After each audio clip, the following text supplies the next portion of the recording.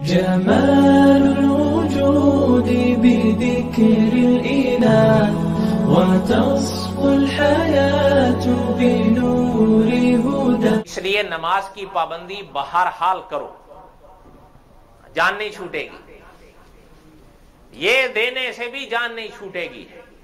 حل ہیلا الگ بات ہے کہ ایک انسان معذور تھا، مجبور تھا، موت کے وقت اس کو ہوش ہی نہیں مل پا رہا تھا یا اس کا جسم ساتھ نہیں دے رہا تھا، اس سے ایک دو نمازیں یا کچھ رہ گئیں اور فدیہ دے دیا. علماء فرماتے ہیں یاد رکھنا، اب ایک تو انسان معذور بیمار، اگر اس سے کوئی کاہلی ایسی ہو گئی، نماز ایک دو چھوٹ گئی، اس نے فدیہ دیا، دینا چاہیے، امید ہے کہ بخشا جائے.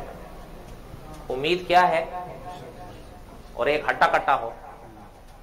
حضور نے تو فرمایا من ترک الصلاۃ متعمدا، جس نے جان بوجھ کر ایک نماز چھوڑی فقد کفر. اس کا ترجمہ اب آپ خود کر لو، میں کروں گا تو شکوہ ہوگا. فقد کفر، وہ کہیں گے کہ جی بے نمازی کو کافر کہہ دیا ہے.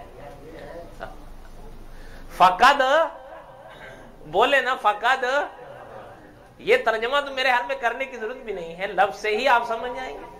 اگرچہ علماء نے اس کی تعویل کی ہے، سیدھی بات ہے، علماء نے اس کی تعویل کی ہے، لیکن الفاظ پیغمبر تو دیکھیے آپ.